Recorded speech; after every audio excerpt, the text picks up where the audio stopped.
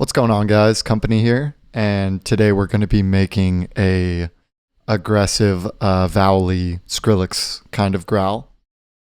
Here's what it sounds like on the downbeat right here. Back to the pit. So this is the growl on the one on the downbeat right here. I actually have the patch in this project. A lot longer. I bounced it out and warped it and tightened it up to be just a nice little downbeat thing there. So in this case, we're going to be recreating something with all of the techniques I used to make this Skrillex growl. And we're also going to give the project away with this patch with all of the automation and stuff included, since these are a bit advanced, but everything inside of Serum is pretty simple. So there's just a lot of automation and stuff, so it's a lot easier if I just give the whole project away for you guys to break down. So let's go ahead and just dive into a fresh patch and get right to making these. And I can kind of just go over the most important techniques when it comes to making these sort of growls. There's definitely a few things that come to mind, so let's jump right in. So right now we just have a stock saw wave, as you can hear.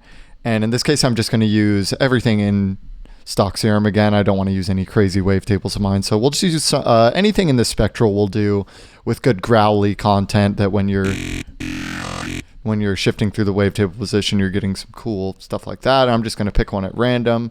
We're probably going to get a sound that's a bit different than the first one, but then again, this is kind of more teaching you the steps and the techniques in making these sounds rather than just recreating one variation of the sound. So I think this will be a bit more helpful than me just giving away one patch and just remaking one patch. So this way you get a Ableton project file with two different growls that you can kind of break down. And that way you guys can see which modulations are kind of giving the sound its tone and character that we're looking for, you know.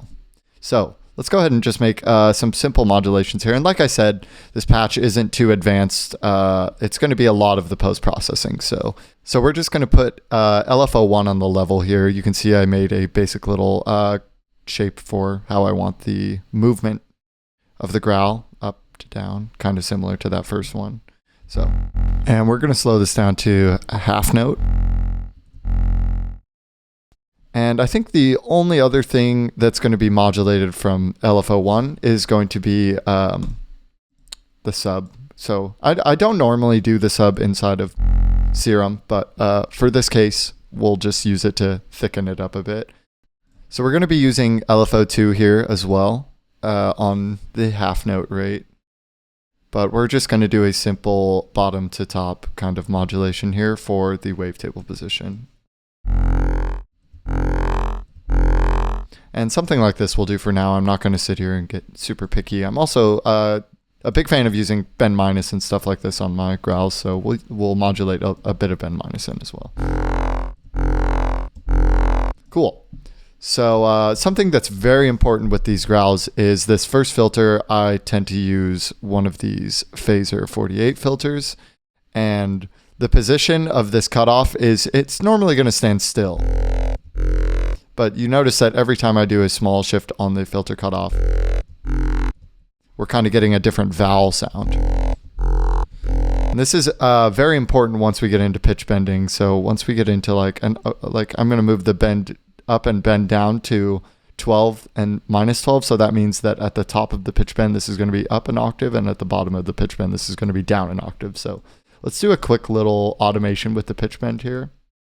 Maybe up and then down. And you'll notice as I adjust the cutoff here while this is pitch bending, you'll notice the change in vowel a lot more.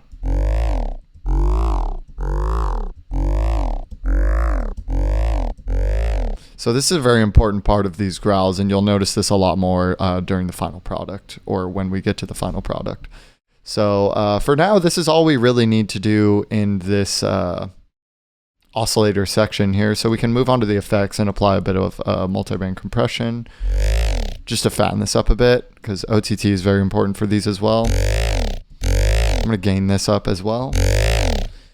I think other than that, we can just do a little like high pass filter here for some vowliness. So we're just going to add the high pass 12 with some resonance and have the same LFO here. Probably around like 150 hertz or so. Nothing too crazy. Maybe a bit higher. So something like this, and I highly encourage you to experiment as much as possible with these kind of modulations, because very small changes in it are going to affect the overall sound more than you can imagine. And we're going to drive this and the phaser filter here very hard. Cool. So we're getting a bit beefier here, and this is honestly all we really need in the Serum. So after this, there's going to be a lot of post-processing and modulation, and what's very important to these sounds is another phaser before all of the compression. So let's do these. Something usually around 1000 hertz is pretty cool. So you can see it's getting some pretty cool tone there, and we're going to add some OTT after this. A few instances actually, and I'm going to turn the amount down and the time up a bit. And then I'm going to duplicate this, and we're going to just crank the output here. Cool. So we're getting into the like post-processing part, like I said, and one very important part of this is using kind of vowel-y spots in the EQs. And what's really helpful with Ableton is that there is actually presets in the format section, like vocal A, vocal E, vocal I, O, U, and you can actually use these in your growls to get like some really cool formants and vocal-y textures out of them. So what I do is I pull in one of the vocals of my choice. For this one, we'll use A and O, for example, and you're going to take these high pass and low passes here and change them to notches. Boom. Boom.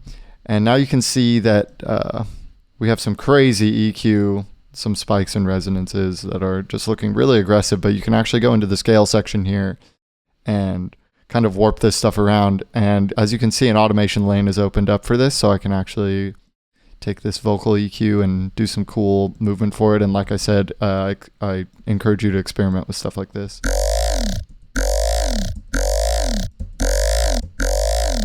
Let's do the same thing with the vocal O here.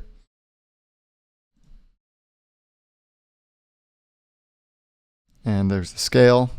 And these kind of working together, sometimes you can get really cool changes in textures. And sometimes when you get these two EQs working together with two different vowels, like changing from A to O, you can get some really cool results.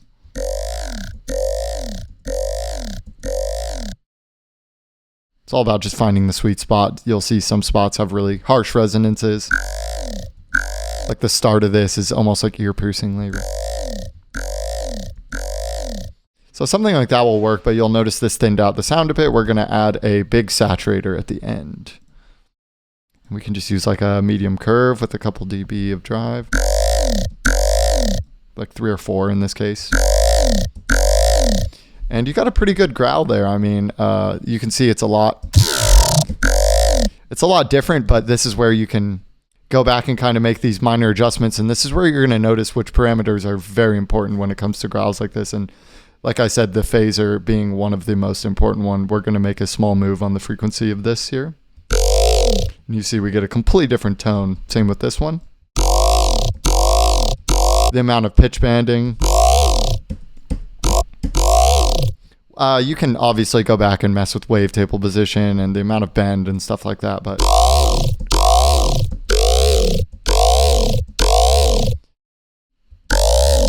so that's a pretty cool tone of that. And I love these kind of growls because you can go in and get so many different variations with small tweaks like that. So hopefully you guys can dive in on this project, you know, mess with the automation. What else? I think I had one more thing in here at the end. So yeah, I actually did just a final EQ just to cut out the frequencies, cut out the stuff that's like I didn't like, maybe give it a little bit of shimmer on the top, or like I said, once again, I'm gonna drive this home. Get as creative as you can with this.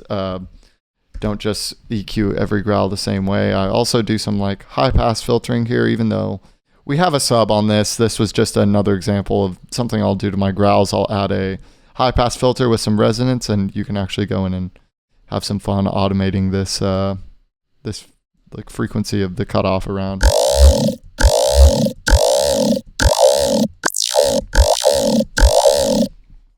So have fun with that. Try some notch filters, bandpass filters, get really aggressive with the OTT. You can do like 5 OTTs in a row and it'll really bring out like the crackly textures. Like. So I hope you guys enjoyed the tutorial. I hope you enjoy the project file and learn a lot from it. Get in here and mess with the automations as much as you can. And make sure to like, comment, and subscribe. Cheers, guys.